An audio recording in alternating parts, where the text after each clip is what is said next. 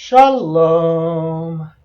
So, continuing where we left off in Genesis, I don't have any preparatory, uh, anything preparatory for this week's for this video, but I wanted to at least get one down before it took too long. I haven't been doing these in a while. So, Genesis 16, verse 1. Vesarai eshet Avram lo yalda lo velah shivcha mitzrit ushma Hagar. So we're right after Avram and Sarai were in Egypt, and now it says Vet Sarai, so conjunctive vav as normal. Sarai is still her name. Sarah's name hasn't changed yet. Eshet Avram. Eshet is the construct form of Isha, meaning woman or wife. There's no the there in Hebrew, but Eshet Avram, wife of Avram, right? Lo, did not. Yalda. So the root here, generally, I would say, is Yud Lamed Daled. We've spoken about giving birth and begetting, and what exactly that is. The three-letter root. Yud Lamed Daled. Gave birth to or begat. Maybe next time I will do some sort of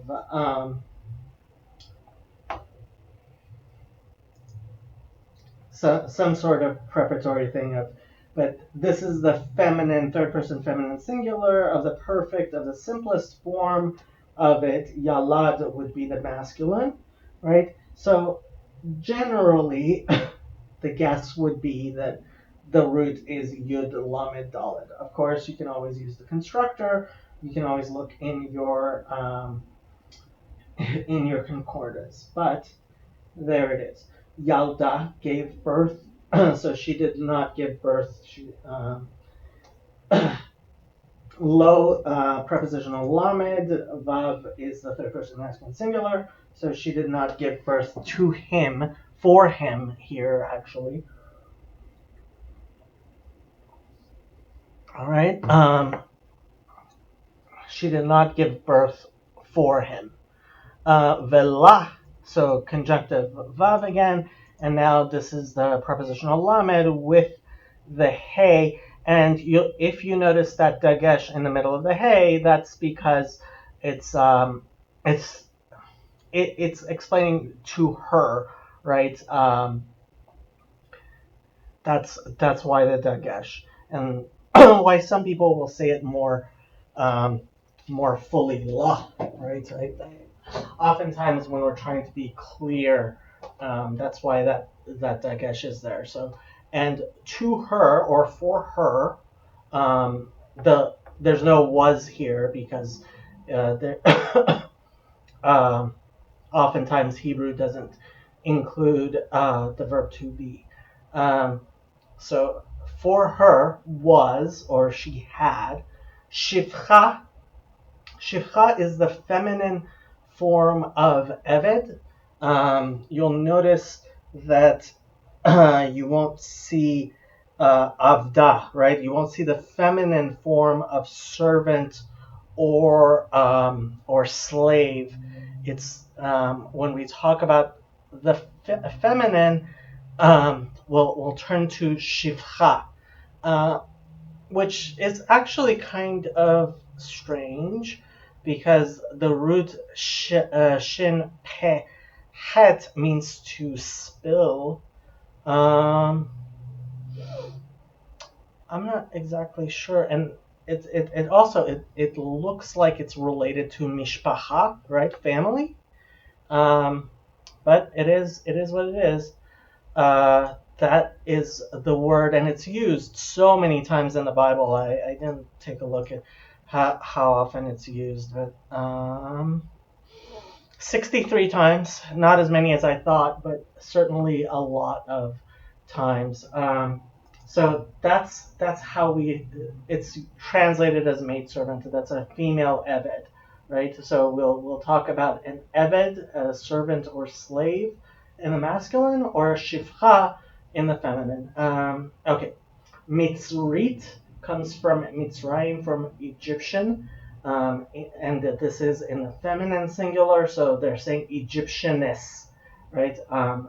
A female Egyptian. She was an Egyptian maidservant. Ushma, so conjunctive vav, Shem is the name, and that hey at the end with that dagesh again, her name, right? Shema, and her name, and there's no was, it's not actually saying that, Hagar.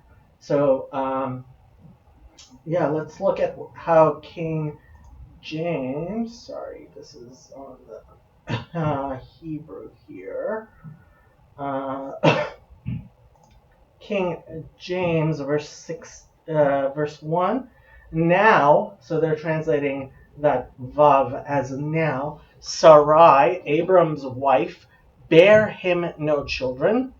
Well, it's not in the plural in the Hebrew, but that is how I would translate it actually, because in Hebrew you say it in the singular, and in English you say it in the plural when you mean the same thing.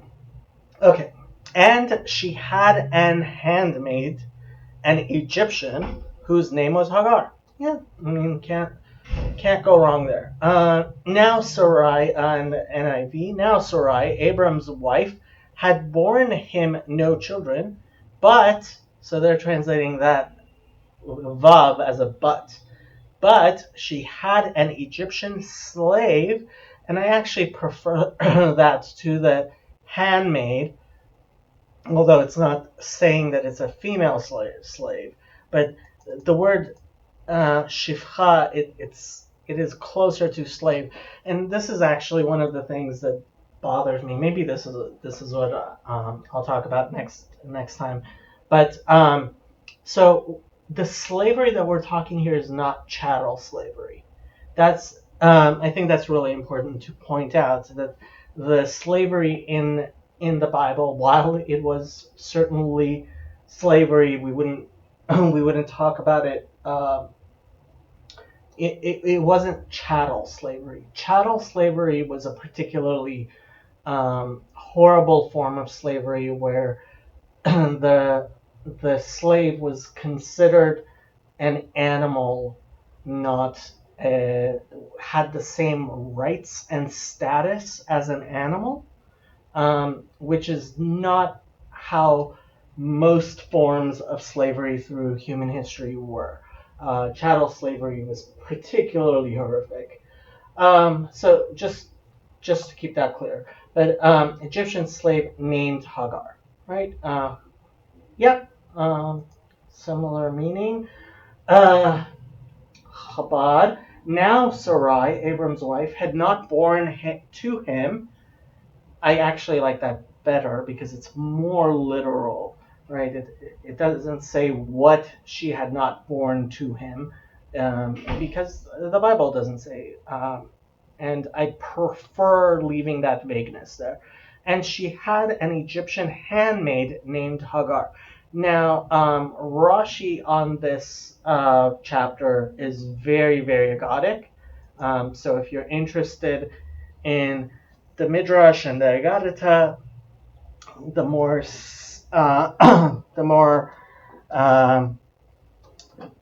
allegorical aspects, you can look there. But I'm not going to do the Rashis on this. Vatomar Sarai El Avram Hine na Atzarani Havaya Miledet Bona El Shifchati Ulai ibane mimena veishma Avram lekol Sarai. Okay, interesting. So this is Vatomar, so conjunctive of, obviously. You will notice usually we say Vayomar, right? Vayomer, and this is Vatomer. That's because we're talking in the feminine. This is the third person feminine singular of the consecutive imperfect, right? Because and this is in the imperfect. The vav is flipping it, right? We see in context whether we have to figure out in context whether the vav is flipping the tense from future to past or past to future, right? And this is talking about Sarai, who is obviously female. Therefore, instead of Vayomer, it's Vatomer. Okay, but it's the same thing pretty much. The root is Aleph Mem Resh, to say, and this is a more soft-spoken saying than the word Daber, right? Dalet Bet Resh. Okay. So Sarai said, uh, her name is still Sarai. El, this is the preposition with the aleph, not ayin. Um, Avram, his name is still Avram. Hine, so they're translating that as a C. It is an interjection. I often translate hine as behold. Um, but it's hine. So see or behold or look. Na. So they're translating this as now, which is an understandable one. But usually I translate na as please. So it's again, hine na is an interjection. Um, Both words are interjections. Atzarani. So the root here is Ayin Tzadek Resh, which means to stop. They're translating as a restrained, right? Atzar. So that's in the perfect, in the simple perfect masculine singular. Uh, the nun and the yud at the end um, is the first person common singular. So it's saying stopped me, restrained me, has restrained me. Havaya is the tetragrammaton. Me led it. So it's the prepositional mem and led it. They're saying it's in the call infinitive. Okay, I guess. This route to give birth is a difficult one. It is possible that what is going on here is that we are dealing with a two-letter root, Lamed Dalid, which takes various weak um, weak third radicals, which slightly change the meaning. And since this is a word that is that important in Judaism, in Hebrew culture, it is it has many similar forms which were retained, especially in ancient texts like the Bible. Okay, from giving birth, bearing children, right? Whatever that particular form of leda means of having children. Bo na. So again, so bo is the root is bet aleph hey, to come. It is in the imperative. This is the command form, masculine singular, right? So you want to say to somebody come, you say bo, right? And if you want to say to a female come, you say bo-i. So bo is come, and then the verb The interjection na here, they're translating as please this time. So in the same sentence, they previously translated the same word as now, and here they're translating as please. Bo na, they're saying go in.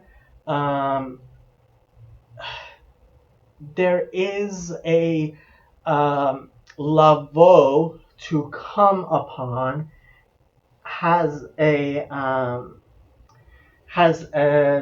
sexual connotation in Hebrew. So it means bona el shivchati, right? It is talking. It is connoting that sexual relations. Okay, but literally it's come, right? El, again, the preposition with the aleph, not ayin. Shifchati. So we like shifcha, we spoke about it in the previous verse, but this is shifchati. It's my maidservant, my slave, female slave. Ulai. Ulai means perhaps, maybe. It is written with Vav Ben Milui here. That's not very strange, but it, that is the case.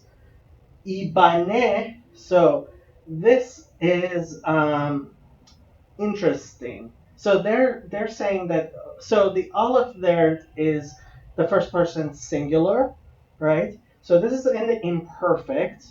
They're saying it's the root is bet nun he, which means to build. It can also mean to understand, but here it's definitely. I think it's definitely. Well, they're translating obtain children. I don't think that's what's going on there. I think we we are talking about to build, so I would not translate I will have a son, I will obtain children, because that seems to be what they're saying. In the nifal is the passive form. Um, Maybe I could see that. Obviously, you can use the constructor to look at that, but I would translate this as I will be built, but they're saying I shall obtain children. Mimena, mimena means from her, right? There's the prepositional mem, mean meaning from, right? So mimena, from her. Yeah, we've had similar constructions before, I believe. Vayishma, so conjunctive vav, the yud puts it in the imperfect, and it in context we would say that this is being flipped. The root is shin mem ayin, which means to hear, right? So Vayishma Avram, and Avram listened, heard, heeded is that is certainly what it means. Avram is still his name. Lek kol, right? So that's the prepositional lamed. Kol meaning voice. There is no article there in the Hebrew itself. And kol here is written with a vav. Kol sometimes is written b'milui, sometimes b'chisaron. Here it is written b'milui. And just one thing, in Hebrew, we kind of sort of say that when somebody hears a kol, hears a voice, a sound, they are not necessarily possibly listening to the words themselves, right? That's why in one of the prayers we say in Judaism. We say Shema Kolenu. We ask God to listen to our voice, and the rabbis are actually quite adamant that we are asking God to understand better than we do ourselves what we need. So we we ask God to listen to our voice as opposed to our words, because He is better at understanding what we need than we are. And you might say something similar here about Avram listening to his wife. Obviously, he did what she said, but possibly he was aware also of not just what she was saying, but what was in her voice. Okay, Lekol Sarai, the voice of Sarai. Okay, King James, and Sarai said unto Abram, still hasn't changed his name. Behold, now the Lord hath restrained me from bearing. I pray thee, go in unto my maid. It may be that I may obtain children by her. I'm not a big fan of may obtain children. And Abram hearkened to the voice of Sarai. NIV. So she said to Abram, the Lord has kept me from having children. Go sleep with my slave. So they are getting rid of the euphemistic language. Perhaps I can build a family through her. Yeah, I can understand what they mean. I would actually probably translate it as I will be established, but let's see what Chabad does. And Sarai said to Abram, behold, now the Lord has restrained me from bearing. Please come to my handmaid. Perhaps I will be built up from her. I like that one. And Abram hearkened to Sarai's voice. Okay. And you can look at the Rashis if you like, if you are particularly fond of Agadata. Okay. Vatikach Sarai eshet Avram et Hagar hamitzrit shifchata miketz eser shanim leshevet Avram be'eretz Kenan vatiten otah le'Avram isha lo leisha. Okay. So again, conjunctive vav, we're in the imperfect. We usually use the yud, but here, because we're talking about Sarai, it's in the feminine. And the root, I would say, is actually kof chet hey. Again, this is one of those primitive roots that are used many times, and she took, right?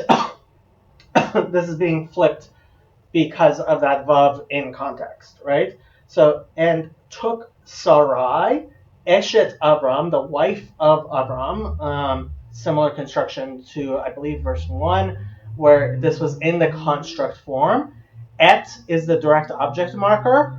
Hagar is her name. Hamitzrit, so the article. So, the Egyptian, right? The hey at the beginning is the article. Mitzrayim would be Egypt. Mitzri would be the masculine, the Egyptian, and Mitzrit is the feminine of Egyptian. Shifchata. So Shifcha would be her maidservant, her female slave. Shifchata means her. It includes the her, right? And again, that hey at the end has a dagesh in it. The hey that usually ends shivcha is gets switched with a taf when it is in this type of construction with a suffix. Okay. Mi ketz. So prepositional mem. Ketz means and. And So Miketz after, yeah, when ended, I guess maybe. Eser Shanim, Eser is the number, means 10. Shanim is years. Um, Leshevet, so prepositional lamed. Shevet, they're saying it's in the infinitive. I guess they're saying it's the root is shin bet hey or even tough. Um,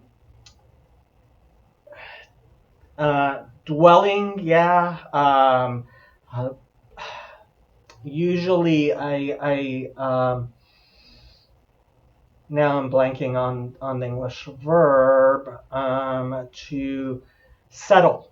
Settle. That's what I usually translate to shevet because dwell. Usually I use that for the root shin chaf nun shachen, right, to dwell, as in the shechina. Okay, leshevet Abraham, to Abraham settling or dwelling.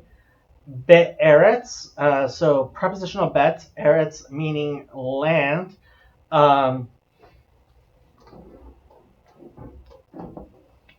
It does not have the article, so although in English you would, right? That's why it says Be'eretz Canaan, the land of Canaan, right? This is in the construct form, Eretz Canaan, the smichut. Vatiten, so again, conjunctive vav, it's in the imperfect, it's being flipped because of the vav in context. It's the feminine form of latet, right, to give, and that's that's a whole other verb that's also primitive and pretty hard to pin down.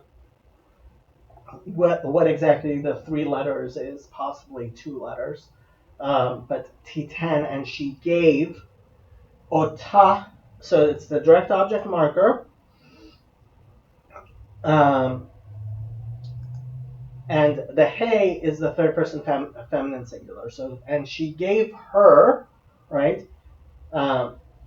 Not gave to her, but gave her, right? That's what the direct object marker is telling you. Le Abram, to Abram, right? Prepositional lamed, Abram is still his name. Isha, and that's so that dagesh in the hey is what tells you that this is her husband. Although the yud should also kind of give because it's written b'milui. Isha is usually not written with a vav, if I remember correctly. Like just down there, we see that Isha is written in Bechisaron. But that dagesh in the hey is what tells you for sure that this is that what we're saying is her husband. To Abraham, her husband, Isha. Lo, to him, right? Prepositional lamed, and the vav is the third person masculine singular. Le Isha, as a wife, right? Prepositional lamed, and then Isha is woman or wife. King James, and Sarai, Abram's wife, took Hagar, her maid, the Egyptian, after Abram had dwelt 10 years in the land of Canaan, and gave her to her husband, Abram, to be his wife. Yep. NIV, so after Abram had been living in Canaan 10 years, Sarai, his wife, took her Egyptian slave Hagar and gave her to her husband to be his wife. Okay.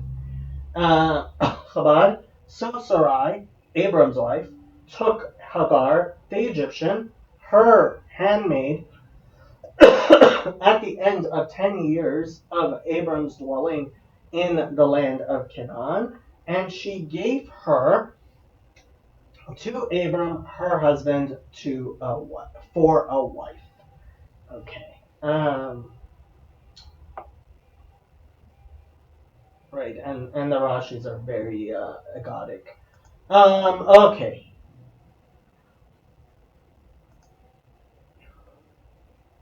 Vayavo el Hagar vetahar vetere ki harata vetekal gevirta be'eneha. Okay.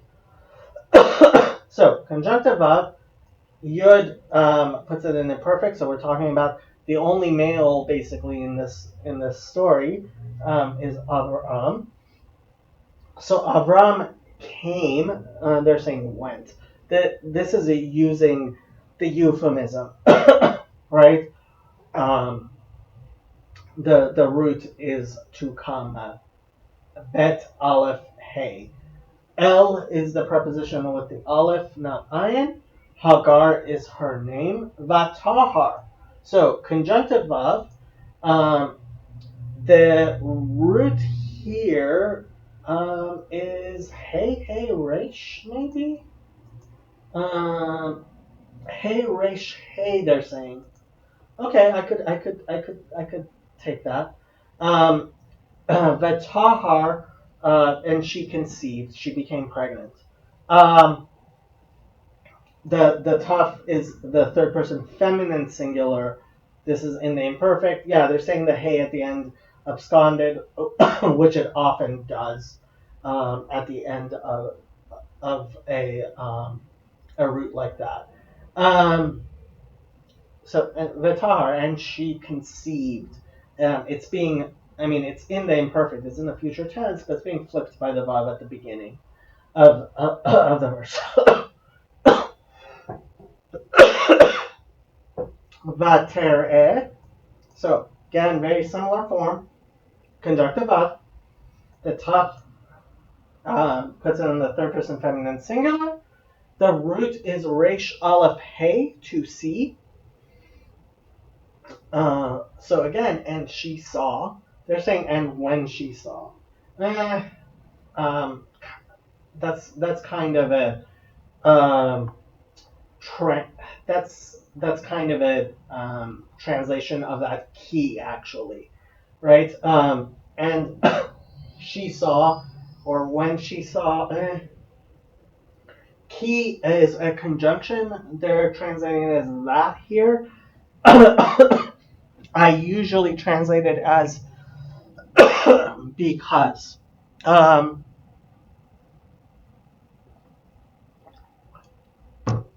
Ki harata, right? So this is the third person feminine singular of the perfect of that same root there. They're saying hey, resh, hey. It becomes more clear there. Yeah, I would agree with that. And she conceived, right? She saw that she conceived, right? Vetekal. Um, Now they're so the root here is probably Kof Lamed Hey. Let's see what they say. No, they're saying it's Kof Lamed Lamed.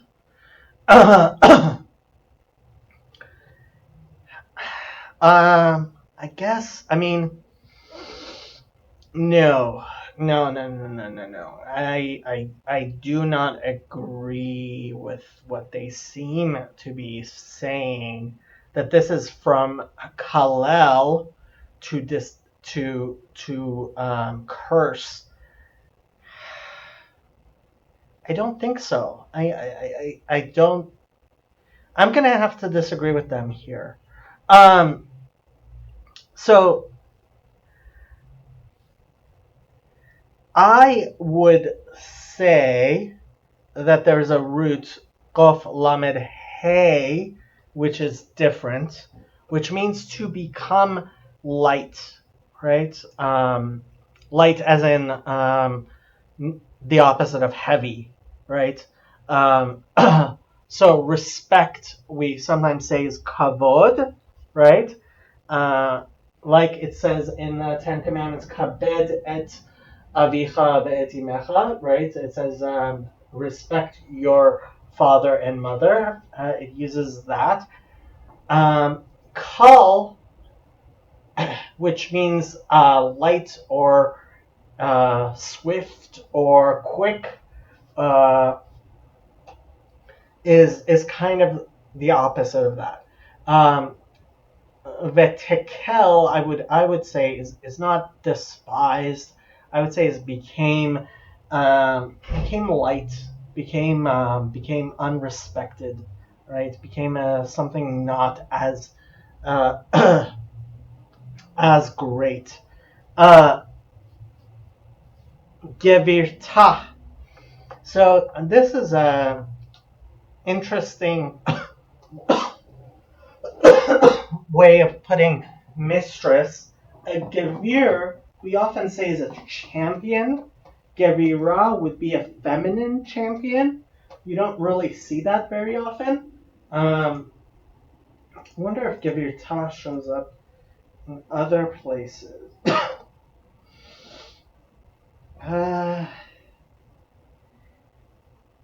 in Kings, apparently it shows up. Proverbs.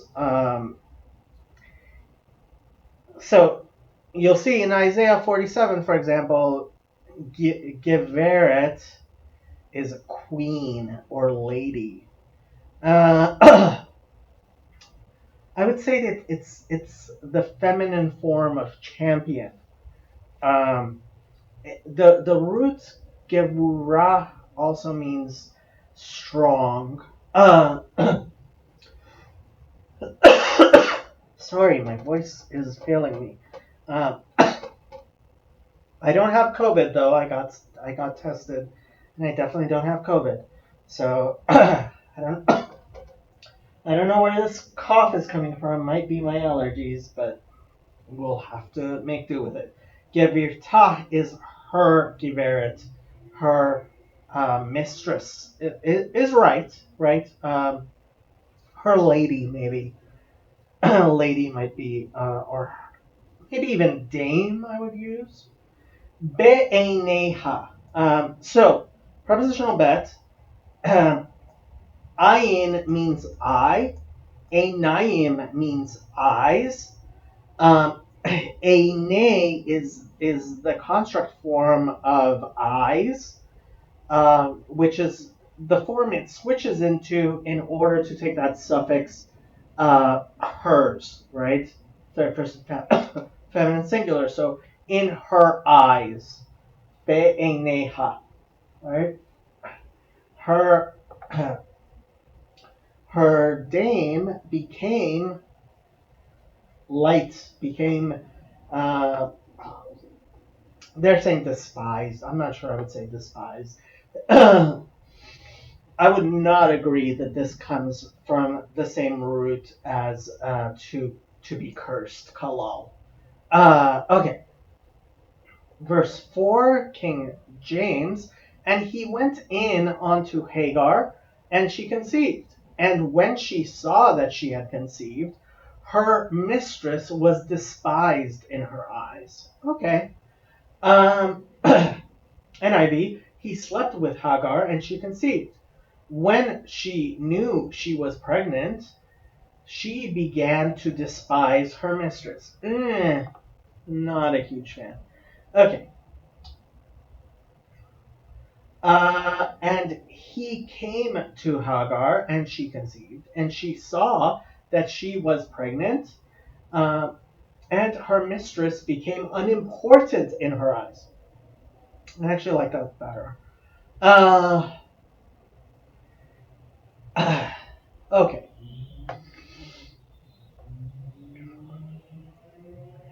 Okay. Unimportant, it makes more sense to me.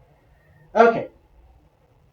Vatomer Sarai El Avram, Chamasi Alecha Anochi Natati Shivchati Bechekecha Veter'e Ki Harata ואקל בעיניה, ישפוט הוויה ביני ובינך.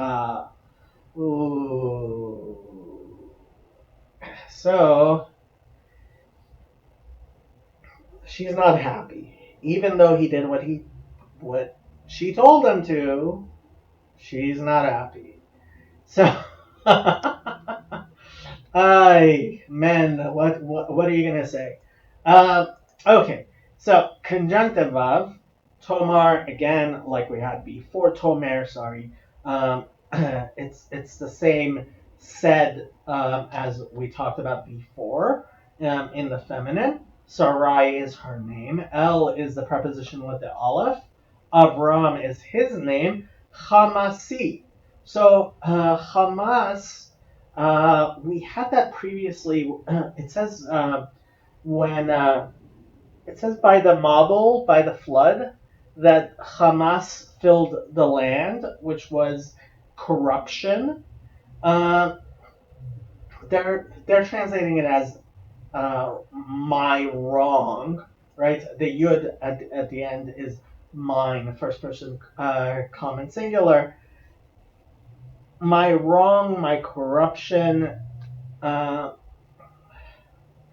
you can use your concordance there. Alecha should be upon you. They're deriving that be from the context, which makes sense. Um, so this is the preposition with the ayin, not aleph. So alecha, upon you, second person masculine singular, right? My corruption, my wrong be upon you. Anochi. This is the more formal form of the word I, first person singular. Natati, again, this is latet, this is to give, whatever, however you're seeing the three letters there, the three-letter root there, but it is obviously to give. I gave you, right? Natati means I gave. It's in the perfect, it's in the completed. Excuse me.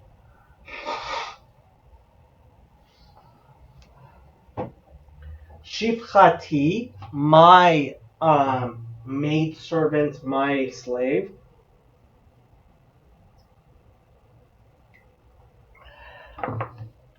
Bechekecha. So, prepositional bet. Chek, they're translating as embrace. I actually think it means loins, a bosom. Chek. This is the first time we've had it. Lap, bottom. I usually translate it as loin, but I guess bosom makes sense. You can look at the other places where this comes up. Breast. To your hake, right? They're translating as embrace. Right? The chaf at the end is the second person masculine singular, right? I gave my maidservant to your hake, to your embrace, fine. Bosom, maybe loins. Veter'e, ki harata. So this is using the same language as the previous verse. So conjunctive of ter'e, and she saw, ki harata, that she had conceived, right? So however you translated that in the previous verse, similar. Va'ekal, so again, same language, conjunctive vav, the aleph it's in the imperfect. Kal, however you're seeing that root. I want to say unimportant, to become unimportant. They're saying despised be'eneha, in her eyes. Be'eneha, right, is similar to what we had before, prepositional bet. Einayim, eyes, is taking third person feminine singular as a suffix. Okay. Yishpot. So the root here is shin pei tet, which means to judge. Right. The book of Judges is Shvatim in Hebrew. Mishpat is a judgment, and Yishpot means shall judge, right? Should judge. It's in the imperfect, it's in the future tense. Third person masculine singular, that's what the yud does, and the root is shin pei tet, to judge. Havaya is the tetragrammaton. Beini uvenecha. So God should judge between me, beini. Bein means between me and between you. Beini, the yud at the end is first person common singular. Beinecha, and between you. And I would actually say that there is some alliteration, at least, right, in her eyes. But literally it just means God should judge between us. Okay. Verse 5, King James, and Sarai said unto Abram, my wrong be upon thee. I have given my maid into thy bosom, and when she saw that she had conceived, I was despised in her eyes. The Lord judge between me and thee. Okay. NIV, then Sarai said to Abram, you are responsible for the wrong I am suffering. Chamasi alecha. You are responsible. Okay. I put my slave into your arms, and now that she knows she is pregnant, she despises me. May the Lord judge between you and me. Chabad. And Sarai said to Abram, may my injustice be upon you. So they're translating Chamasi as injustice. I gave my handmaid into your bosom, and she saw that she had become pregnant, and I became unimportant in her eyes. May the Lord judge between me and you. And I actually want to take a look at this second Rashi here, because it's kind of a grammatical one, right? I gave my handmaid between me and you. Every beinecha, right? So we had beini ubeinecha, right? Between me and between you, right? And both of those were written bemilui, were written completely with the vavs. But Rashi's saying every beinecha in scripture, right, is written chaser, is written defectively without that second yod. But this one is spelled plene. It's written completely bemilui. It may thus also be read beinech, second person feminine.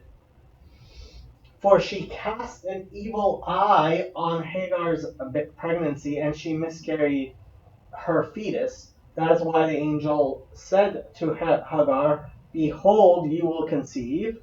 But was she not already pregnant? Yet he announces to her that she will conceive. But this teaches that she miscarried her first pregnancy. So you see how Rashi is darshaning that second yud, right? That milui there, right? Um, and he's saying the reason why is because beinech, right, between me and between you, would normally be written b'milui. I don't know where all the beinech in the Torahs are in the Torah, but I certainly believe when Rashi says that all of the beinechas in scripture are written written chaser because he wrote a commentary on the entirety of scripture. So you can check on that if you like. Okay. Um, okay. Next verse.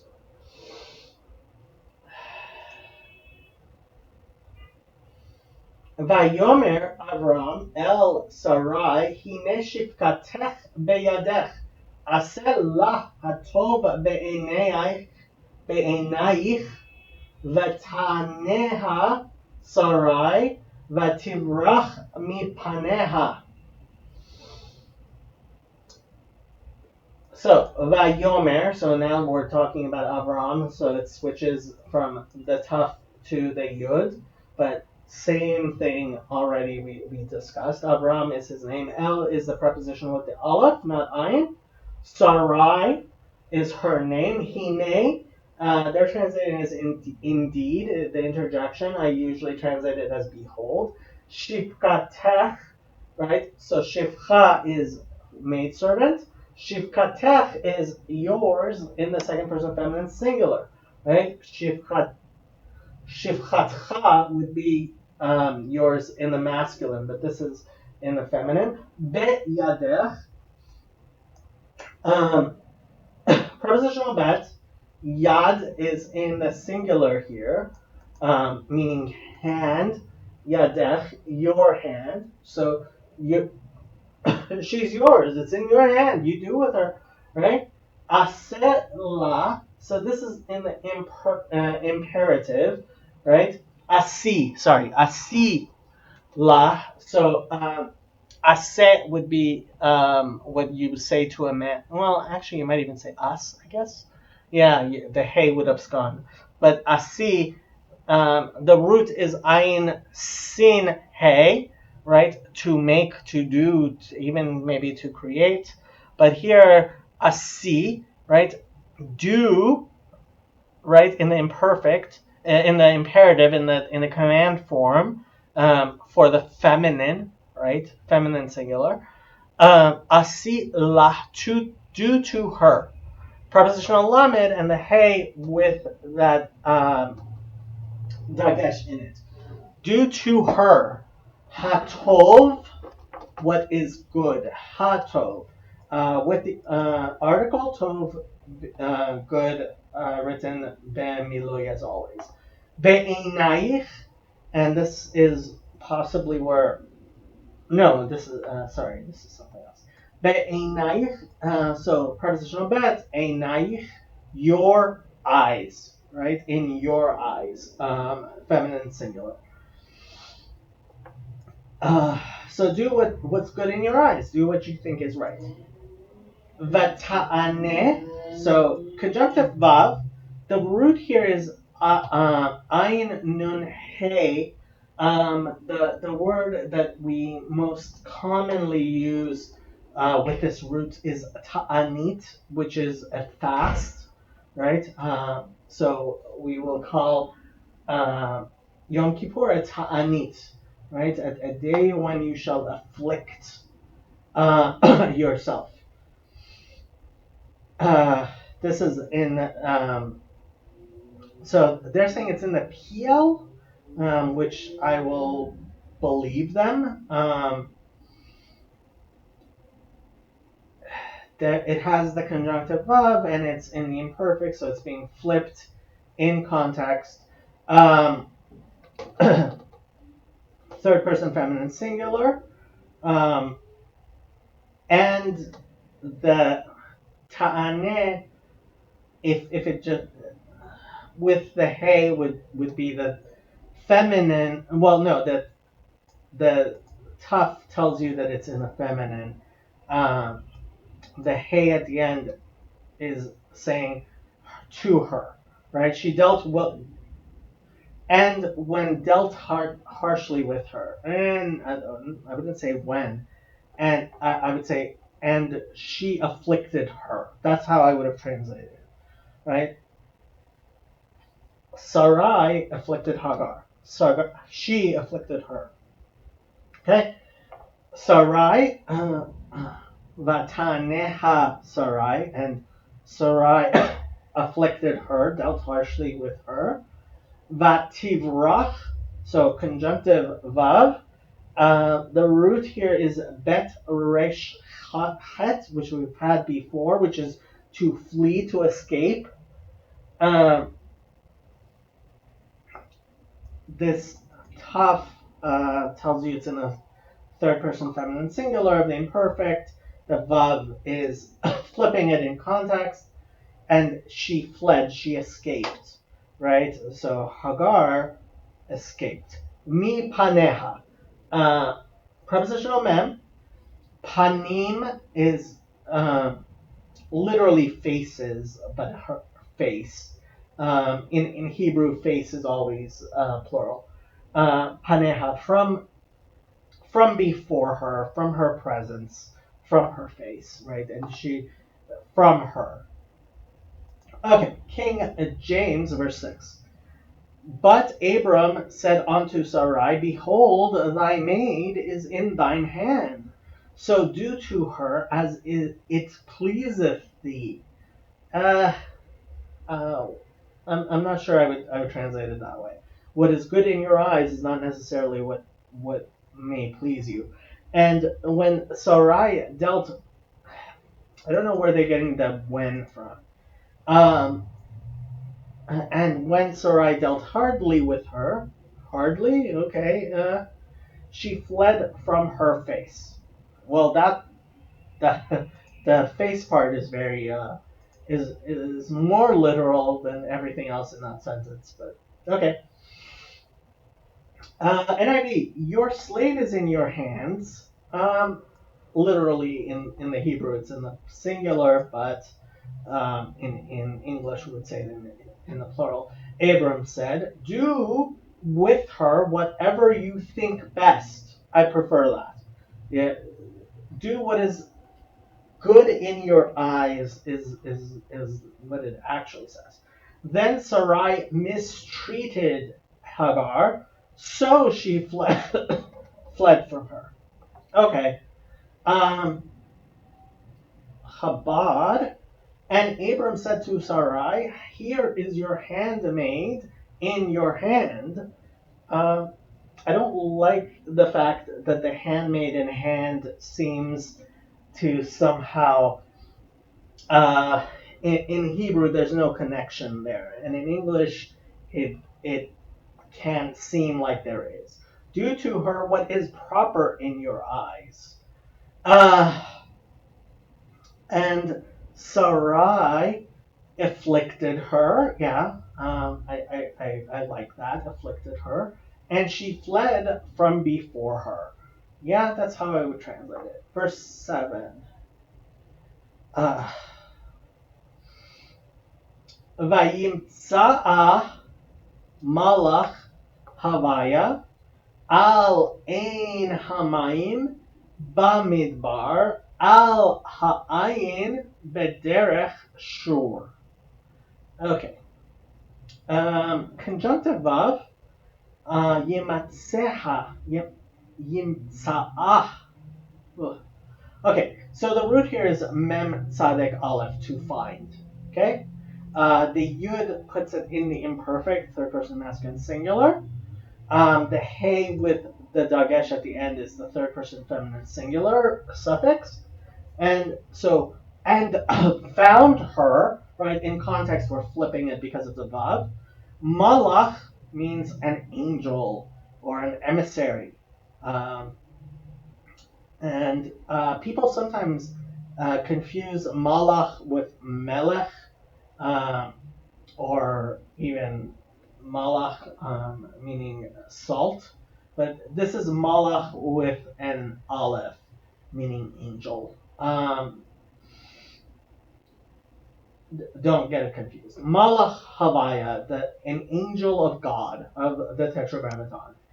Al, um, so this is a preposition with the ayin, not aleph, and they're translating as by, which makes sense, right? Al ein hamayim. So ein literally means I. Um, it's in the construct form with mayim, with water. So water of I, right? Font, spring, yeah, makes sense, right? Maybe even a lake. That the actual spring would be a mayan, right? Which we do find in the Bible, but here it's just ein hamayim. It's in the construct form. In smichut. And that's why the hey goes on the second, goes on the last noun in smichut when we do that. Okay. By a spring of water, yeah. By a well of water. And actually, I wonder if Rashi's going to darshan this. It kind of makes you want to say that she was crying. That's what it reminds me of. But Ba Midbar.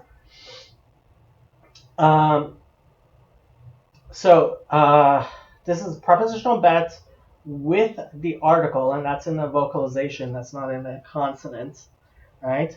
Ba Midbar, in the Midbar is they're saying wilderness. Usually we translate it as desert. In the desert. Literally, the root there would be Dalet Bet Resh, which means to speak or things, right? But Midbar is a place of. But Midbar, we usually translate as desert, and we've had it many times before. Al is the preposition with the ayin again. Ha'ayin. The spring or the eye, right? The hey is the article, ayin being literally eye. Bederech shore. So prepositional bet, there is no article there in the Hebrew, but it makes sense that it kind of would have been there. Derech shore is the way to shore. Shore being a proper noun. Right? So apparently there's a particular spring on the road to shore. Okay. King James, verse 7, and the angel, does it say? It doesn't say the angel. It says an angel. And it says they're saying the angel. Of the Lord found her by a fountain of water in the wilderness, by the fountain in the way to shore. Okay. The angel of the Lord, again, I don't like the there, as if there's only one malach, or that it's in the Hebrew with an article. Of the Lord found Hagar near a spring in the desert. It was the spring that is beside the road to shore. Beside the road?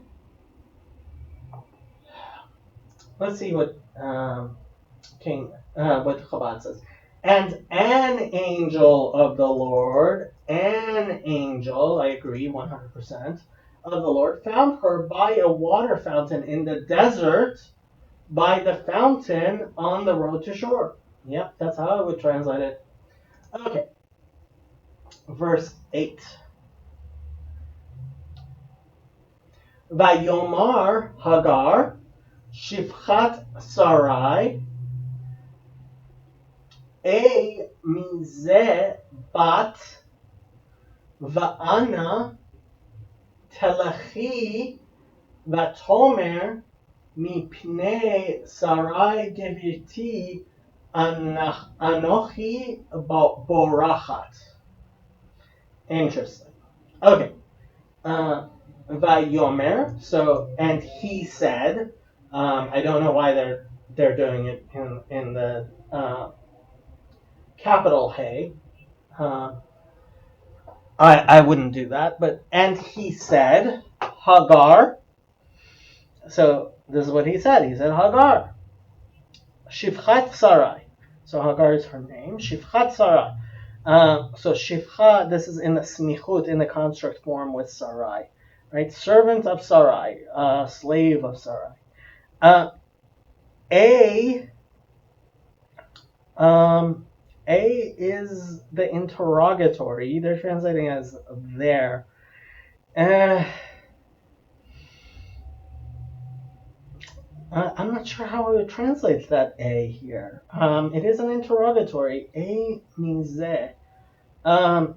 Mize. Is it from this?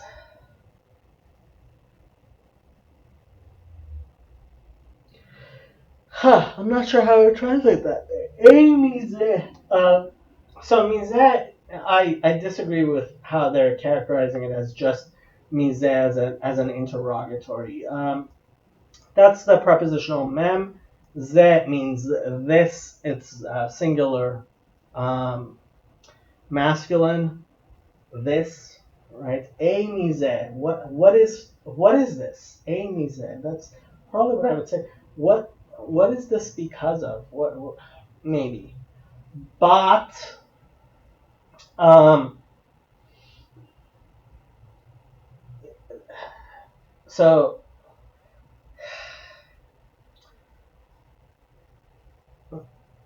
this is a pretty strange. I mean, this is what happens with the feminine. Um, the root here is bet aleph hey. The hey absconds. The tough at the end is the feminine, second person feminine singular.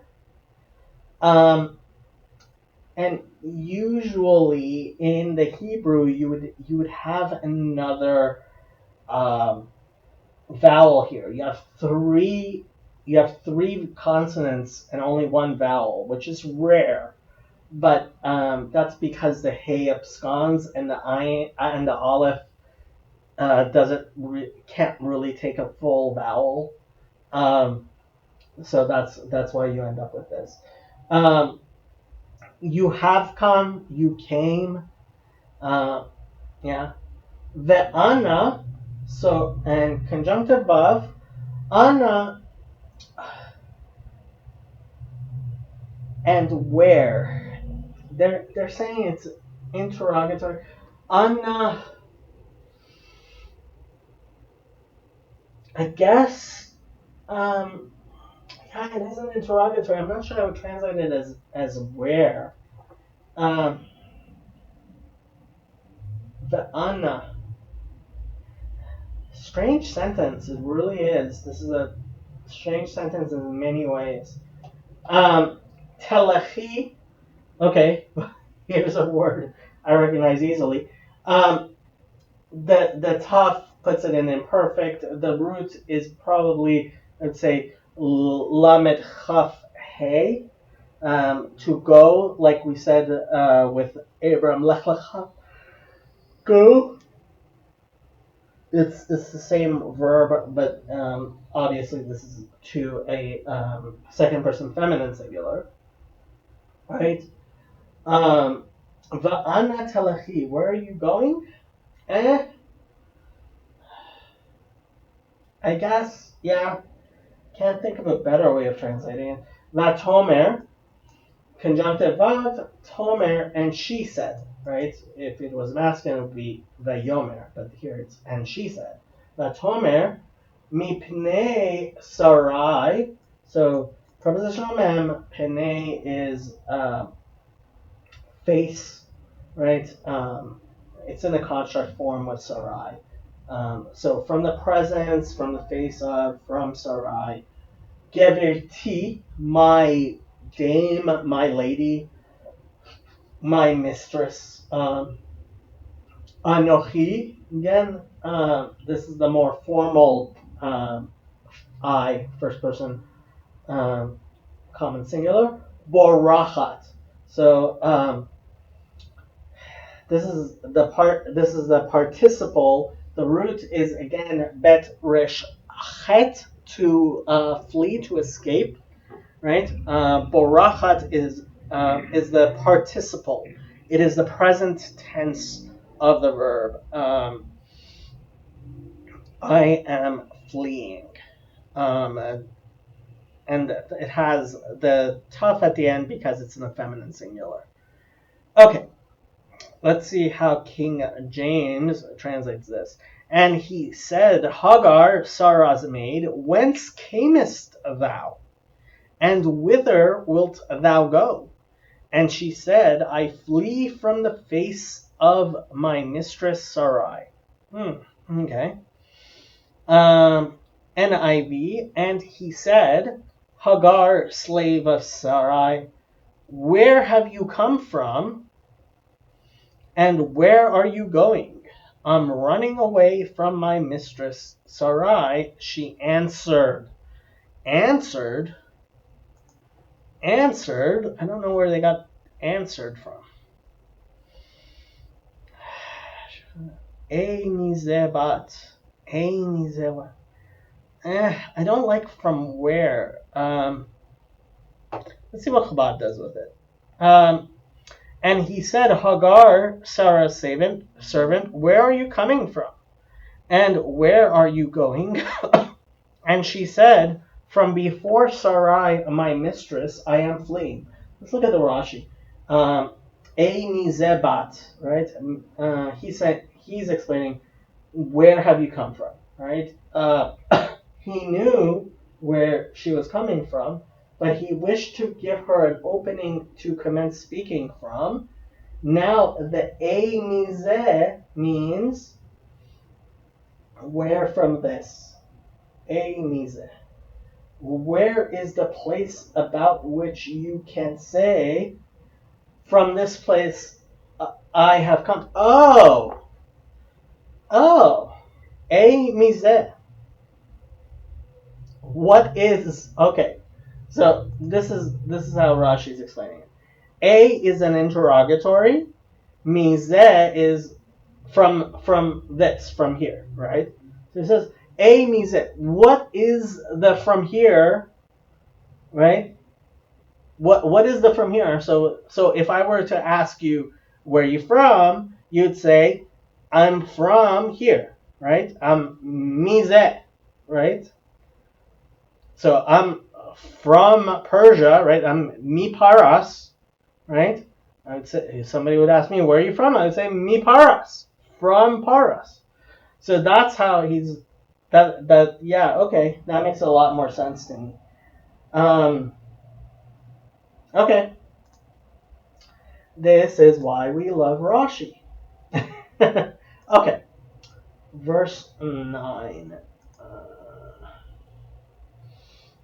Vayomer la malach alaya shuvi el gevirtech vehitani tachat yadeha. Ooh. Okay. Conjunctive of, Yud puts it in imperfect. Amar said, right? La, to her, right? That hey has that dagesh.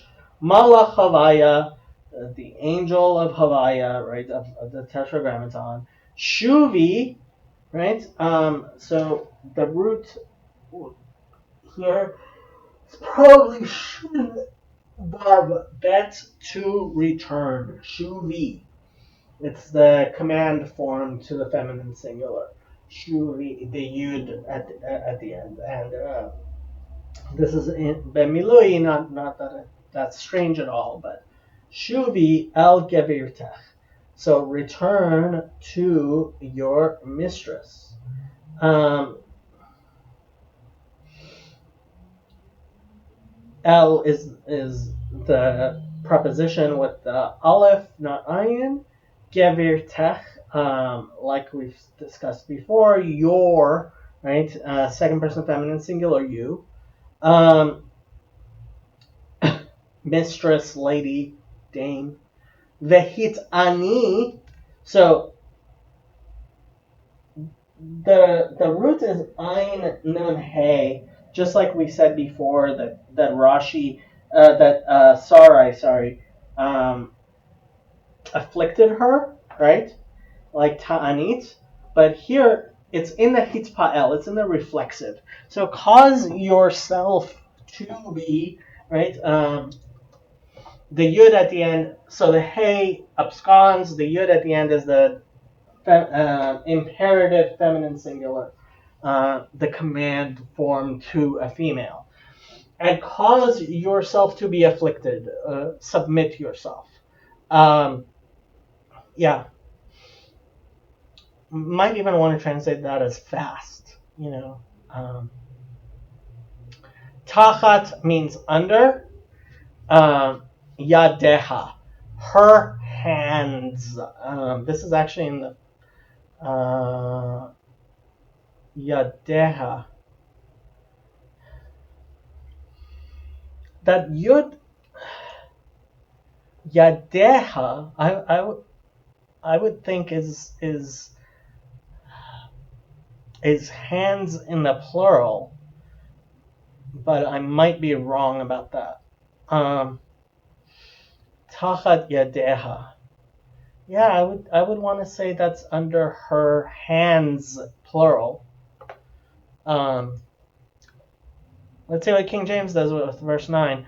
And the angel of the Lord said unto her, return to thy mistress and submit thyself under her hands, plural. Okay. NIV, then the angel of the Lord said to her, go back to your mistress and submit to her.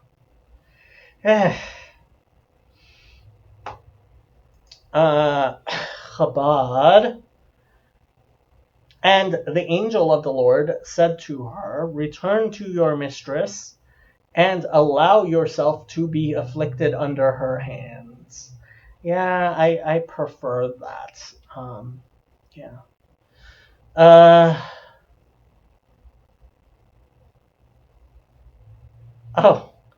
So, okay, I'm just going to read this Rashi. So, Rashi's reading, because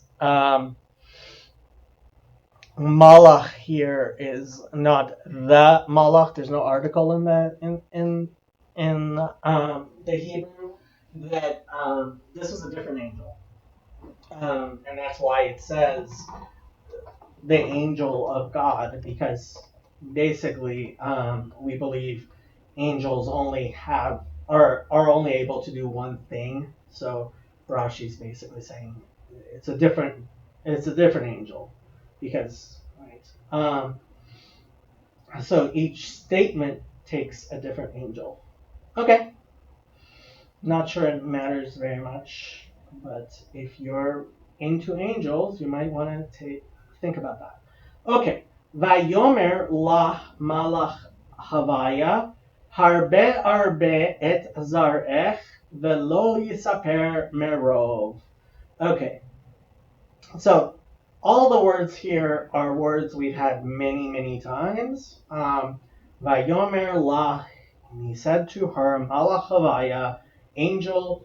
There's no article in the Hebrew of the Tetragrammaton. Harbe arbe, right? So this is again what we do in Semitic languages. In order to emphasize, we will double up the the same word, and it usually gets translated as surely or exceedingly, right?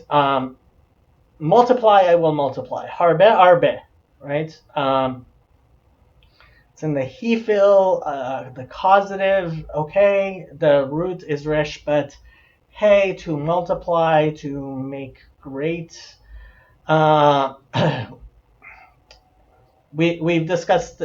It's the exact. It's a very similar thing to what God said to Abram, but now the angel is saying it um, to Hagar, um, and it's in the first person singular, right? Um, because he's carrying the words of God to somebody who is not a prophetess, although obviously she's good enough to have angels sent to her. Arbe et, direct object marker, zarech, your seed. The root is zain resh ayin, which means seed, your seed or your descendants. Yeah, I could agree with that. Velo yisaper merov. Conjunctive of lo means not. Yisaper, the root is samech pe resh, which I usually translate as count or account. Uh, a sefer is a book. Um, Lispor means to count, right? As in numbers. Mispar is a number. Yisaper merov shall not be counted from its greatness, right? Prepositional mem, rov, written bechisaron as it usually is, from its greatness. This is very similar to the exact same thing that was said to Abram. King James. And the angel of the Lord said unto her, I will multiply thy seed exceedingly, that it shall not be numbered for multitude. Yeah. No quibbles really there. NIV, the angel added, where'd they get the added? I will increase your descendants so much that they will be too numerous to count. Okay. Chabad, and the angel of the Lord said to her, I will greatly multiply your seed, and it will not be counted for abundance. Okay. That's the most literal translation, which is what I usually prefer. Okay. Vayomer lah malach havaya hine hara hinach hara vayolatz ben vekarat shamo Ishmael ki shama havaya el einayich on yech.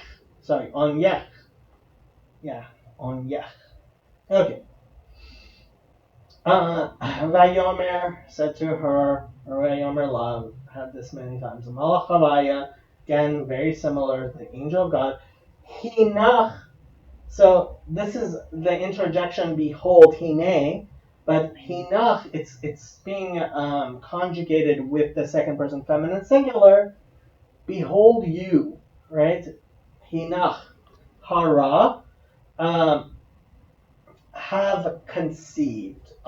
This is where Rashi was like, hey, didn't she conceive already? So must have had a miscarriage. But hara, right? We said to conceive. Hinach hara. You are pregnant. You have conceived. They're saying it's an adjective. Hinach hara. Yeah, I guess it does seem like it's an adjective. Okay. Vayolad, and you shall give birth. Well, okay, so this is, there's the conjunctive vav, the yud puts it in the imperfect. So they're saying it's not getting flipped, which I would agree with. Although, Yeah, I would agree with that. Although it almost makes you want to say, yeah, it's the context that's really making you say that it's not being flipped by by the vav at the beginning.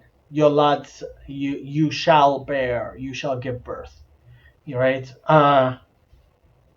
It's a second person feminine singular. That's the tough at the end. Ben, a son. Vekarat, so conjunctive vav. This is getting actually flipped. Um, from the perfect of the second person feminine singular. The root is Qof Resh Aleph to call, and you shall call, right? The karat, and you shall call Shemo, his name, Yishmael. So Ishmael, you'll see the root there, shin mem ayin, to listen, right? Which we discussed. Yishma means will listen, and Kel is one of the names of God, right? So Yishmael, God shall hear. Ki, conjunctive, conjunction of for. I usually translate it because Shama. So root is shin mem ayin, right? It's in the perfect third person masculine singular because listened, havaya, the tetragrammaton, el onyech. El is the preposition with the aleph, not ayin. And onyech, so the root here is oni, ayin nun yud, meaning poverty. Um, it it can, you can say that it's from the same root as la'anot, right? Ta'anit, fasting, affliction, right? On yech, you can also say that this is your poverty, right? Second person masculine, second person feminine singular. On yech, your poverty. I would probably translate it myself. Let's see what King James does with verse 11. And the angel of the Lord said unto her, Behold, thou art with child, and shalt bear a son, and shalt call his name Ishmael, because the Lord hath heard thy affliction. Okay? The angel of the Lord also said to her, also, where did they get that also? You are now pregnant. I can understand why they say that.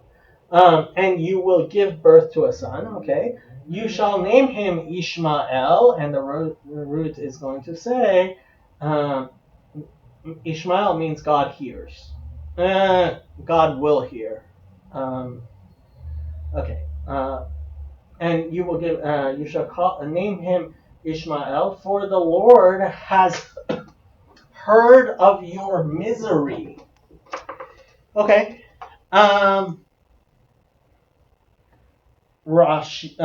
Chabad.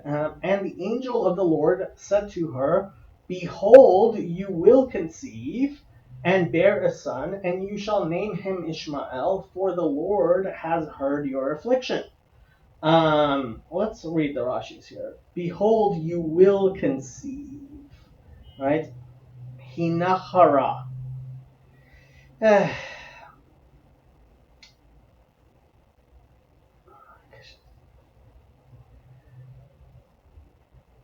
And Rashi is saying it's like in Judges 13:5, Hinachara, when it's talking about Eshet Manoach. So you can look at Judges 13:5 if and see why he's actually saying no. It's not like they're translating it there. and bear a son. Vayalat is similar vayoledet, and similar to this in Jeremiah 22:23, you who abide yeshavt in the Neva, it's like yoshevet. Okay, and you shall name him. This is the imperative feminine. Vekarat, and you shall, right. Yeah, that is the imperative. As the text states for the masculine, ukarat et shemo Yitzchak. Vekarat. Karata. Ooh. Eh, I'm not sure I agree with Rashi there. No, I'm not sure I agree with him. It's really hard. I was actually listening to somebody explain Rashi's um, commentary recently, and they said, a lot of this Rashi was figuring out by himself because uh, we've studied a lot more Hebrew grammar than existed during his time. And it's not like he was going off all the text and all the study and all the linguistics. You have to remember Rashi wrote this 1,000 years ago, and they didn't have linguists back then, right? Um, and certainly people had not studied the Hebrew as in depth. So we sometimes as hard as it is to say, we have to realize Rashi's also trying to figure out the the linguistics himself, and he was just one person 1,000 years ago, not going off of everything. He didn't have a constructor like we do, and he didn't have all of this like we do. So sometimes, as much as I don't like to ever contradict Rashi, I don't think that's similar. I think he's explaining that it is somewhat similar, but yeah, the karat there is not in the imperative. The karata. So I'm not sure I really agree with him, and that's in the next chapter. We'll see that. Okay, let's keep on going. Oh, did we finish? And you shall name him Ishmael, for the Lord has heard your affliction. Yeah, we did. Okay. Verse 12. Vehu yihyeh pera Adam. Yado bakol veyad kol bo. Ve'al penei chol achav yishkon. Very, very famous verse. Very, very famous words. The who, so conjunctive of who is the third person masculine singular pronoun. So he, right? And he, yihyeh, will be, right? This is the imperfect of the root to be. He will be. Pere Adam. Now, this is not a very normal thing to say. I think Pere Adam pretty much only shows up in that particular form, and it's become a particular thing. It's a smichut. It's a construction of two words, Pere and Adam. I'm not sure how many times it shows up in the Bible. Pere, 10 times. Pere Adam, Pereol, Pere Adam again in Job, Peraim Bamidbar, wild, Pere Chofshi, Shilach Pere Chofshi, Peraim Tzam.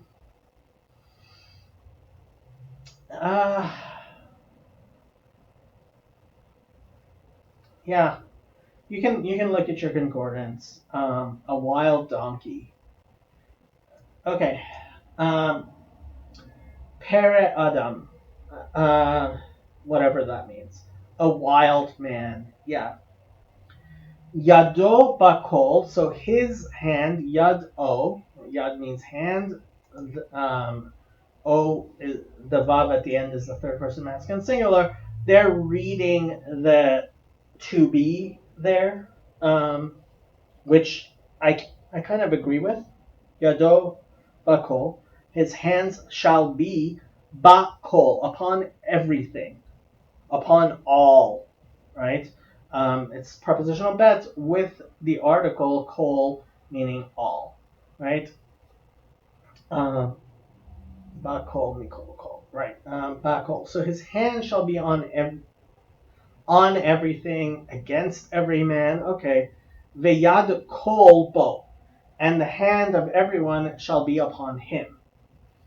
Ve'al penei v'yad. So conjunctive of yad is hand, kol meaning everything, bo prepositional bet, vav third person masculine singular, right? And everyone's hand shall be upon him. Ve'al penei hol. So conjunctive of al is the preposition with the ayin. Penei means face or presence of. It's in the smichut, it's in the construct form with kol, right? With all, right? So, and before all, again, before all, I would probably say, kol echav, his brothers. Ach means brother. Achav means his brothers. Yishkon. He shall. So this is the dwell. This is Shechina, right? The Shin Chaf Nun that we discussed, and the Yud at the beginning puts it in the imperfect. This is a famous verse. It is a verse because Ishmael, both the Arabs call themselves the children of Ishmael, and traditionally in Judaism we've referred to the Arabs as Ishmaelim, as the descendants of Ishmael. This verse has become a very famous prophecy, which many people say has come true. That you see the Ishmaelim, there's a lot of wildness and conquest and everything. So that's why this verse has become so famous, at least in the Hebrew. Okay, King James Version, verse 12. And he will be a wild man. His hand will be against every man, and every man's hand against him. And he shall dwell in the presence of all his brethren. Okay? Yeah. He will be a wild donkey of a man. Yeah. His hand will be against everyone, and everyone's hand against him. And he will live in hostility toward all his brothers. Not a huge fan of that. First, B, or live to the east of, right? Because sometimes we translate in the face of as to the east of, right? Yeah, that is a possible way of translating that. I'm not sure that I would do it myself, but it is a way. Okay. And he will be a wild donkey of a man. His hand will be upon all, and everyone's hand upon him, and before all his brothers he will dwell. Okay? Rashi has some explanations.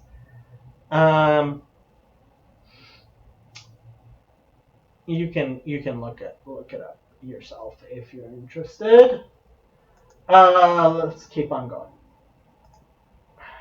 Verse 13. Vetikra Shem Havaya Hadover Eleha Ata El Roi Ki Amra Hagam Halom Ra'iti Acharei Roi. Interesting. So let's see if we can translate this. Okay, conjunctive of the tough puts it in imperfect, third person feminine singular. It's being flipped in by the vav in context. So, and she called Shem Havaya, right? The name of the tetragrammaton. Ha Dover. So, hey, right? What's strange here, so the hey is the article, right? The person who spoke. Now, what's strange here is that ledaber is usually in the PL, right? So we say medaber, we don't say dover. So this is a strange way of conjugating, because usually, so you have the pal and the PL, right? You have or the kal, right? So usually verbs are conjugated in one or the other, and ledaber is usually conjugated in the PL, not in the PAL. POL, sorry. Right? We don't usually do dover. We usually do medaber, right? But here it's being in the kal, which is the simple, whereas medaber is usually PL, which we say is more intensive. Okay? So yes, this is a little bit strange. Hadover, the person who, right? Hadover is a person who spoke, right? The person who spoke, or the God who spoke. Havaya Hadover, the tetragrammaton, the person who spoke.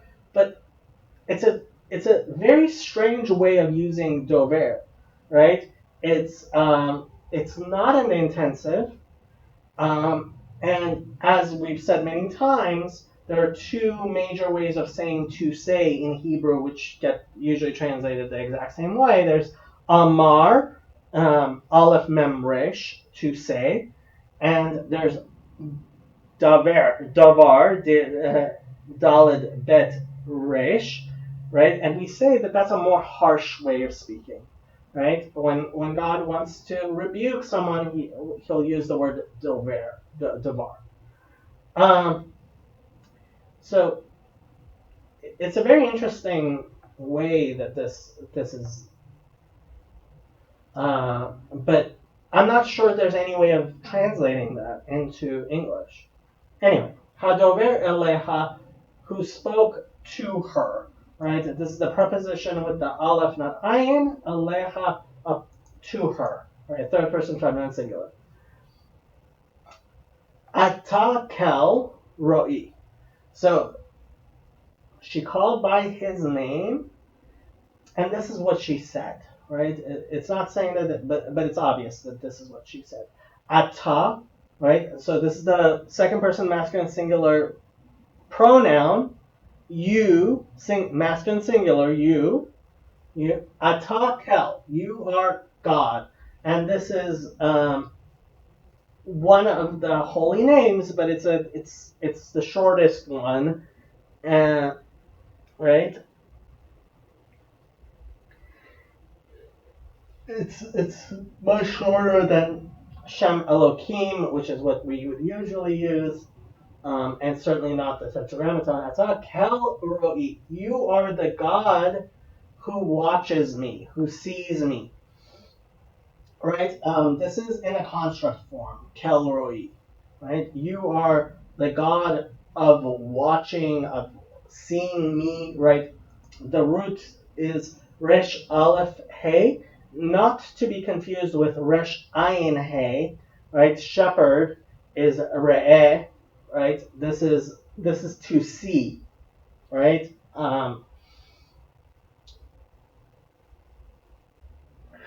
Who sees me? God who sees me. Roi.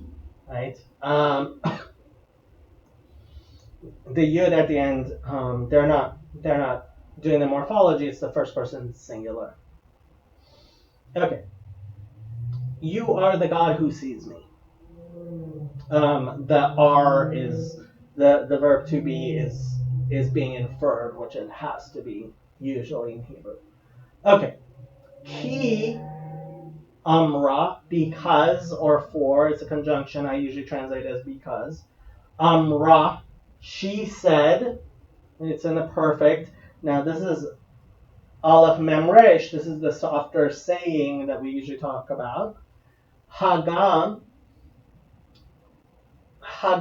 okay, so Gam means also. Hagam, right, the hey is the article. And Hagam, it's interesting, and I'm not even sure how to translate it. It's almost a question. Hagam Halom Ra'iti. And this Helam, now that's even more interesting. Halom. Hey Lamed Mem. Hither. This is the first time we've had it. Tikrav Halom here in Exodus 3.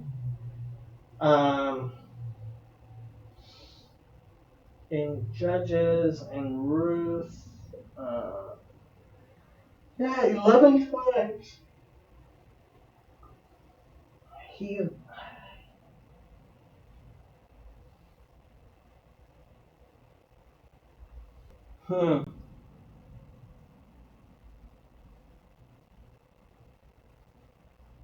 Yeah. Hither, I guess. Yeah. Hagam Halom Ra'iti.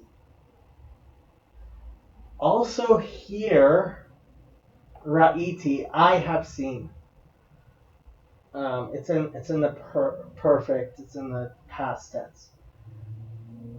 Ra'iti acharei roi. Hagam, for it is that here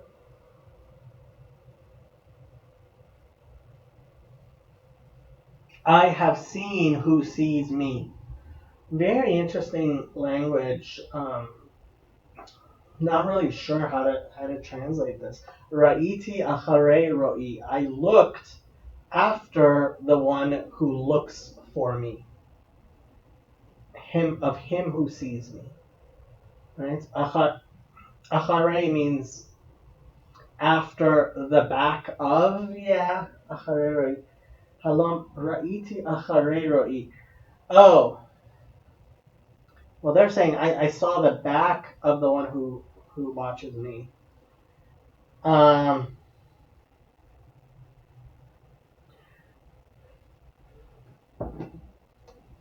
initially wanted to say I look after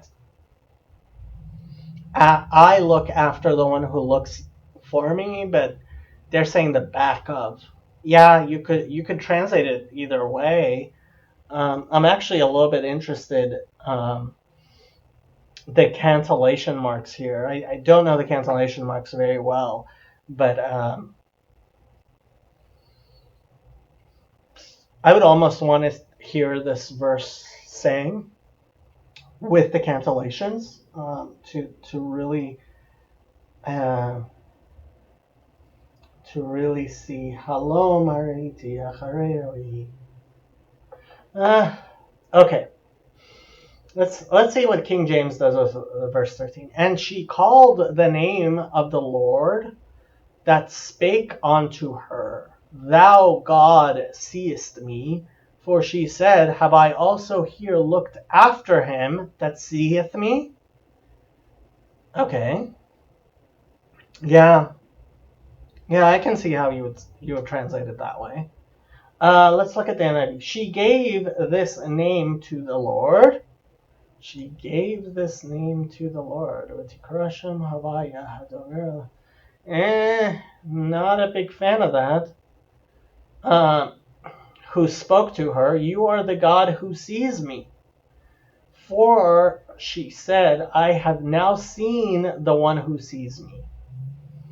Or seen the back of the one who sees me. Interesting. Let's see what Chabad does with this. Okay. She called the name of the Lord who had spoken to her. You are the God of seeing. Ata kel ro'i. Because she said, Have I seen him? Right? Ki amara, because ki amra, hagam halom raiti acharei roi. So yeah, this is a question. They're not translating it as a question. There are definitely interrogatories. King James also does it as a question. You are the God of seeing, because she said, Have I seen him here also after I have seen? Halom ra'iti acharei roi, after I have seen. Let's look at the Rashis here.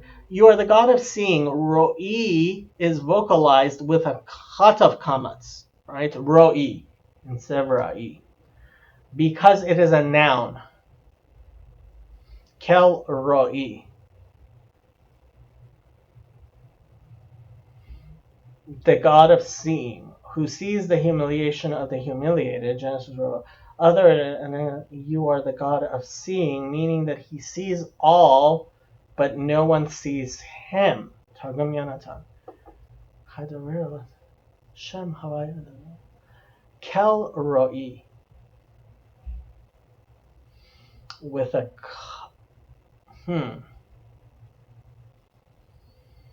Interesting. Hagam Halom, have I also seen, is an expression of wonderment. Hagam Halam, yeah, okay. Would I have thought that even here in the desert I would see the emissary of the omnipresent after I had seen them in the house of Abraham, where I was accustomed to seeing angels? And you should know that she was accustomed to seeing them, because Manoach saw the angel once and said, We will surely die. And this one saw four, one after the other, and she was not frightened. Right? And Manoach said that in Judges 13:22. V'tikra Shem Havaya hadover aleha ata kel roi ki hagam halo ra'iti acharei roi. This is a difficult verse. I'm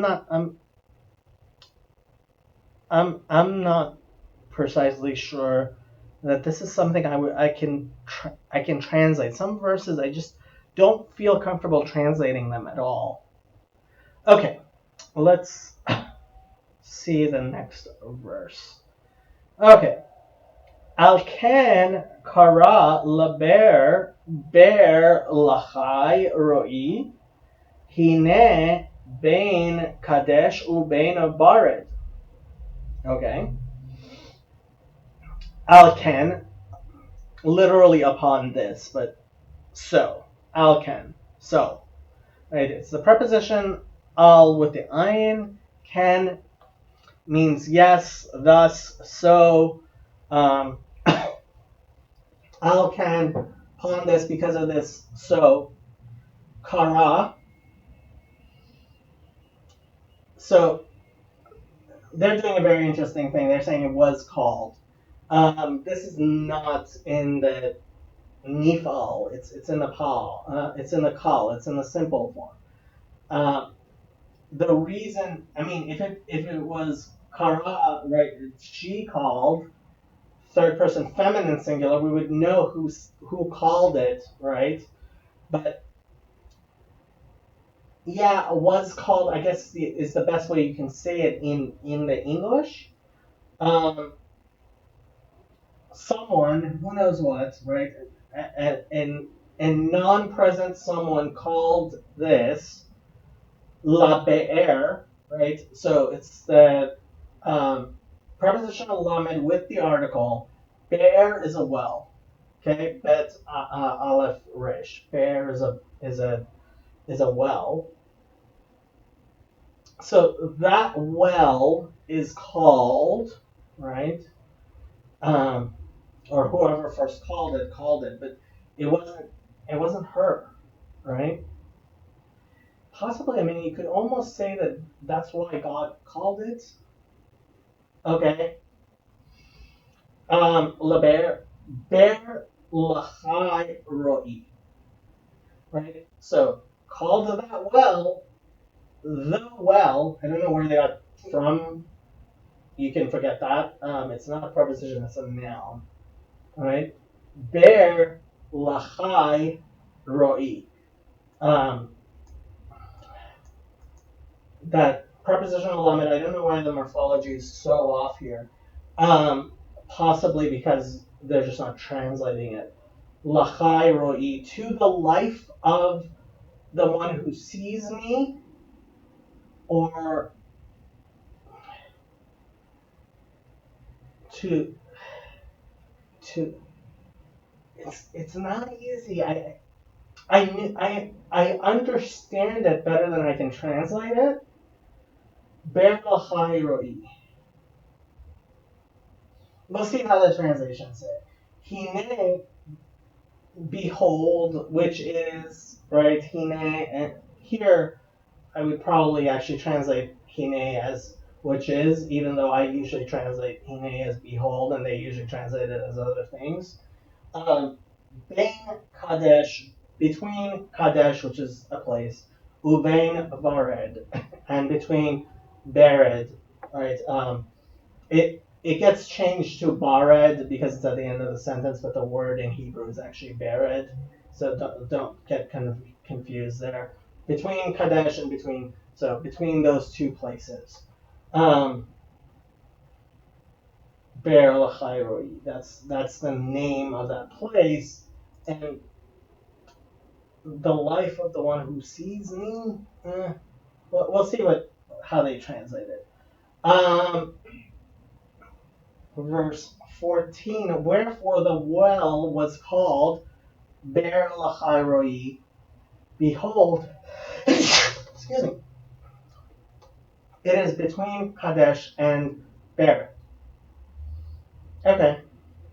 That is why the well is called Ber Lachairoi.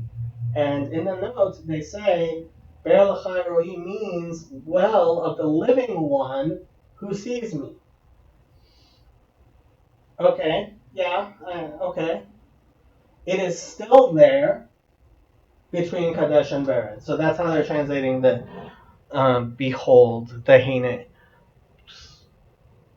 Let's see what Chabad does with that. Therefore, the well is called Be'er Lachai Roi. Behold, it is between Kadesh and between Bered. Um, so Targum, Rashi brings the Targum, or Be'er Kaim Damalach Kaima Itchazi a well upon which the living angel appeared. So, aha. Okay. So the Targum translates Chai not as living, but Chai is one of the categories of angels.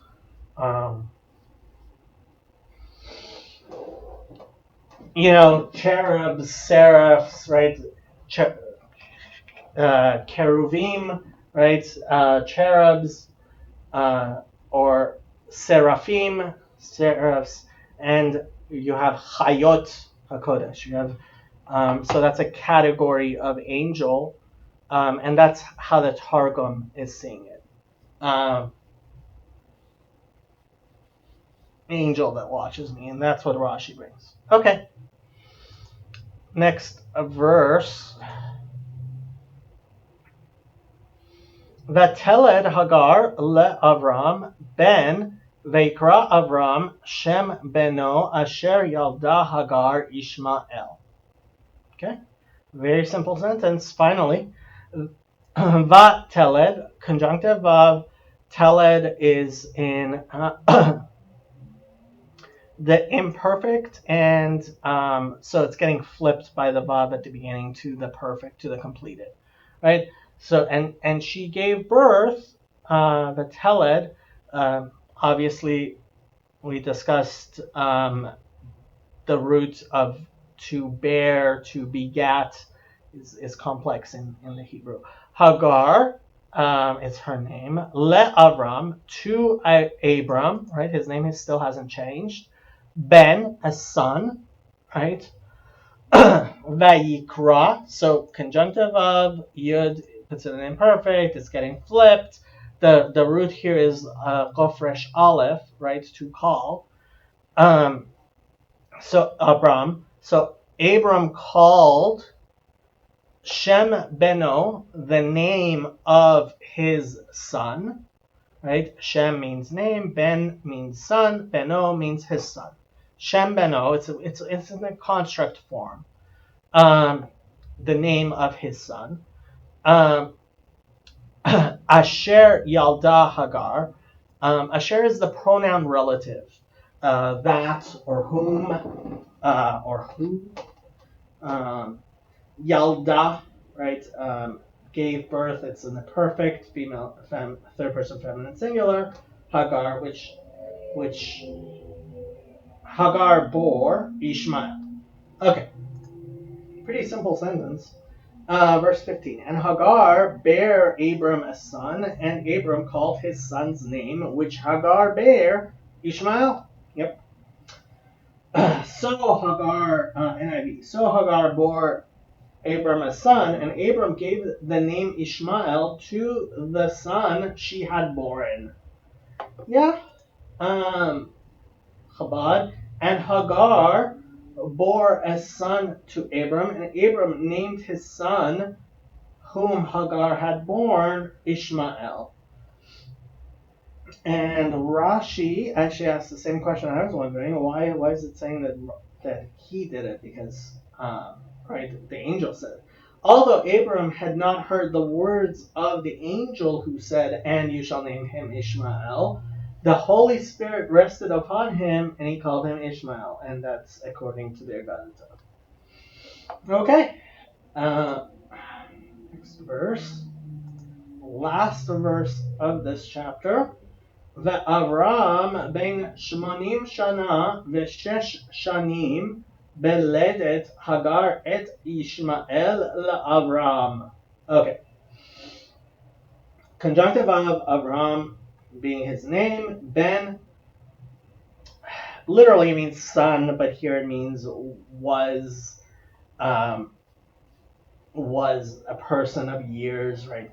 A son, yeah, in the Hebrew, sometimes when, like, if you want to say I'm 40 years old, you say Ani ben Arbaim, right? I am a son of 40, right? Ben. So that's why here.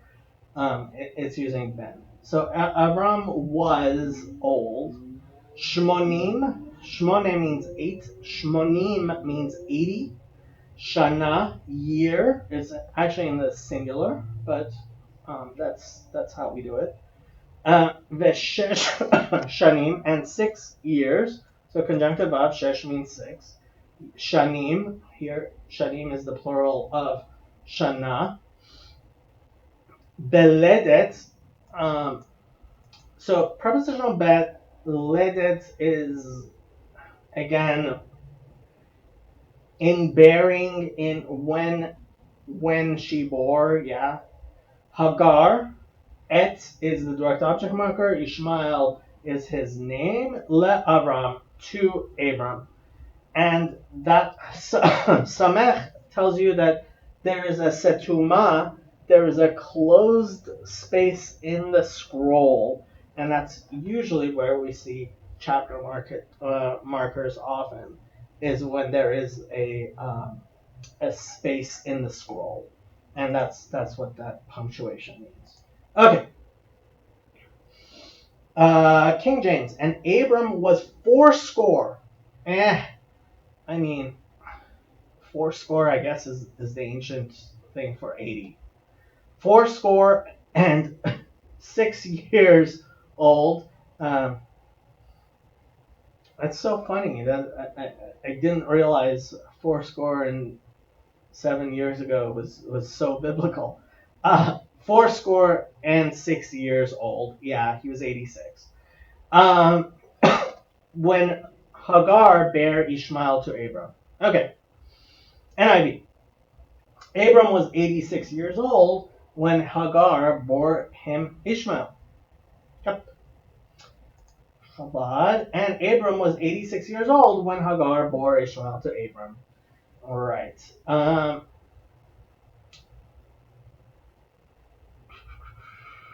Okay. That concludes this chapter. Hopefully, this has been useful to other people. It certainly has been useful to me. I always learn something new whenever I go through the verses of the Bible.